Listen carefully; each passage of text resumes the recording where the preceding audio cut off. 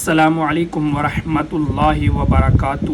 آپ دیکھ رہے ہیں ہمارا یوٹیوب چینل فہم قرآن کے نام سے۔ تو یہ یوٹیوب چینل بنانے کا مقصد یہ ہے کہ جو حضرات قرآن پاک کو تجوید کے ساتھ پڑھنا نہیں جانتے ان کے لیے ایک ایسا بہترین پلیٹ فارم تیار کیا جائے جس پر وہ قرآن پاک کو تجوید کے ساتھ پڑھنا سیکھ سکیں، اور جو غلطیاں عوام الناس کے اندر مشہور ہیں، معروف ہیں، ان غلطیوں کی اصلاح کر کے، درستگی کر کے ان غلطیوں سے بچا جا سکے۔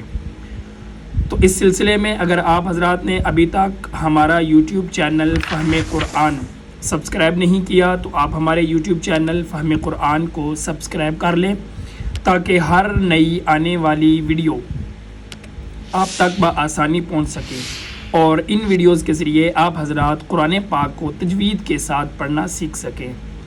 اور اگر آپ حضرات ہم سے آن لائن تجوید کی کلاس لینا چاہتے ہیں تو اسکرین پر دیے گئے نمبر پر رابطہ کر کے آپ حضرات ہم سے آن لائن تجوید کی کلاس بھی لے سکتے ہیں۔ اعوذ باللہ من الشیطان الرجیم، بسم اللہ الرحمن الرحیم۔ فتقبلها ربها بقبول حسن وأنبتها نباتا حسنا وكفلها زكريا فتقبلها فا ہونٹوں سے ادا ہوتا ہے، جب اوپر والے دانتوں کو نیچے والے ہونٹوں کے ساتھ لگائیں گے تو فا ادا ہوگی۔ فتا تا باریک، تا کو موٹا کریں گے تو تو ہو جائے گا، جو کہ غلط ہے۔ حروف کی شناخت غلط ہو جائے گی اور ادائیگی بھی، مخرج جہاں سے یہ حروف نکلتا ہے اس کی ادائیگی غلط ہو جائے گی۔ فتقبلها، فتا قوف، یہ قوف موٹا ہے، اوپر والے تالو جو منہ کے اندر اوپر والے دانتوں کے درمیان میں تالو ہوتا ہے اس کے جتنا گلے کی طرف جائیں گے اتنا یہ حصہ نرم ہوتا جائے گا۔ اس کے نرم حصے پر جب ہم اپنی زبان کو لگائیں گے تو قوف ادا ہوگی، اگر ہم سخت حصے پر لگائیں گے تو باریک کاف ادا ہوگی۔ تو یہاں پر قوف موٹا ہے۔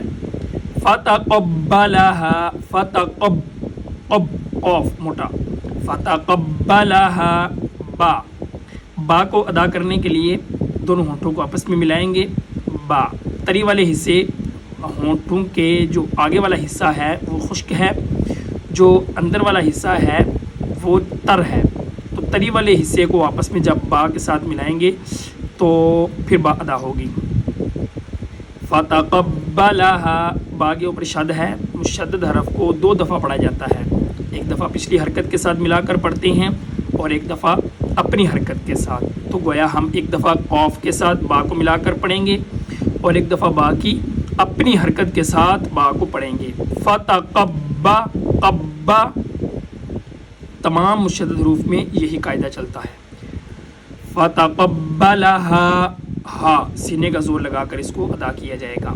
فتقبلها ربها، یہاں پر بھی ہا ہے، ربها بقبول، قوف موٹا، بقبول، یہاں پر تنوین ہے، تنوین جہاں پر بھی آئے اس پر غنہ ہوگا، لیکن اگر تنوین کے بعد حروف حلقی میں سے کوئی حرف آ جائے تو وہاں پر غنہ نہیں کیا جائے گا۔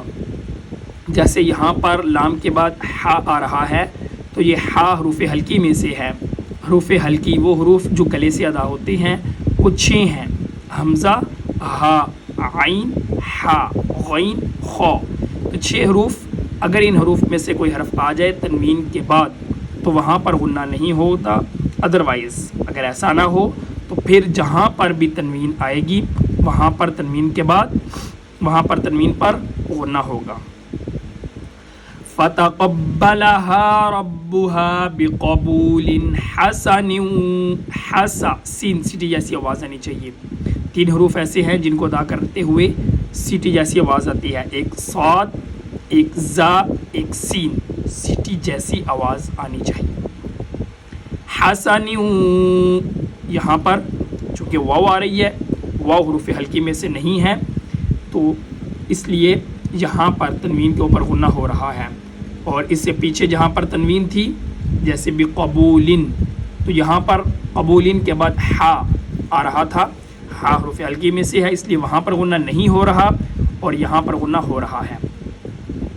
حسن و انبتہا، انبتہا نون ساکن کے بعد با آ جائے تو پھر وہاں پر نون کو چھوڑ کر میم کو ادا کیا جاتا ہے۔ یہاں پر اقلاب والا قاعدہ چلتا ہے، یعنی نون کو میم سے تبدیل کر کے پڑھیں گے۔ یہ جہاں پر بھی نون ساکن کے بعد با آئے، نون ساکن یعنی ساکن یہ جو اوپر جزم آ رہی ہے، جہاں پر بھی نون کے اوپر جزم آ جائے یعنی نون ساکن آ جائے اور پھر نون ساکن کے بعد با آ جائے تو وہاں پر اقلاب ہوگا، یعنی نون کو میم سے تبدیل کر کے پڑھیں گے۔ وَأَنبَتَهَا تابریک، وَأَنبَتَهَا ہا سینے کا زور لگا کر، نباتن حسنا یہاں پر بھی وہی قاعدہ بھی قبولن والا چل رہا ہے۔ تنوین پر غنہ ہوتا ہے، تنوین کے بعد حروف حلقی میں سے کوئی حرف آ جائے تو غنہ نہیں ہوتا۔ جہاں تنوین ہے، تنوین کے بعد ہا آ رہا ہے، ہا حروف حلقی میں سے ہے لہٰذا ہا پر غنہ نہیں ہوگا۔ وَأَنبَتَهَا نَبَاتًا حَسَنًا یہاں پر غنہ ہو رہا ہے، حَسَنًا وَكَفَّلَهَا یہاں پر غنہ کیوں ہو رہا ہے آپ حضرات بتائیں گے کمنٹس کے اندر۔ حَسَنًا وَكَفَّلَهَا ہا سینے کا زور لگا کر، وَكَفَّلَهَا زَكَرِيَّا زا، اس زا کو ہم سختی کے ساتھ ادا کرتے ہیں۔ ایک ہوتا ہے ذال، ایک ہوتا ہے زا۔